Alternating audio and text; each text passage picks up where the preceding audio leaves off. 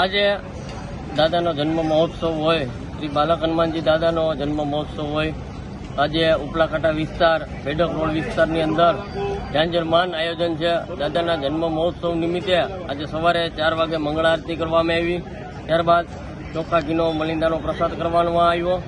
અત્યારે 10 વાગ્યાથી રાબેતા મુજબ બપોરના 3 વાગ્યા સુધી બટુક ભોજનનું આયોજન છે. મહાબટુક ભોજનની અંદર જાંબુનો પ્રસાદ, ચણાનો પ્રસાદ, બુંદી, ગાંઠિયા, ફ્રાઈસ તેમજ ખમણ ઢોકળાનો પ્રસાદ રાખે છે.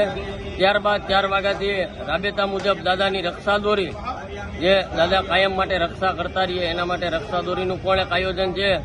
તો 4 વાગ્યાથી લઈને રાતના 12 વાગ્યા સુધી દાદાની રક્ષા દોરી આપવામાં આવશે. તેમજ દાદાનો ચોખ્ખા ઘીનો મલિંદો આપવામાં આવશે.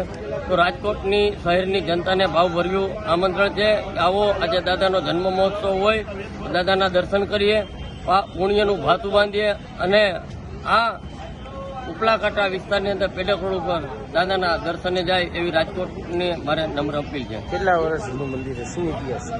આ મંદિર આશરે 40 થી 45 વર્ષ જૂનું મંદિર છે.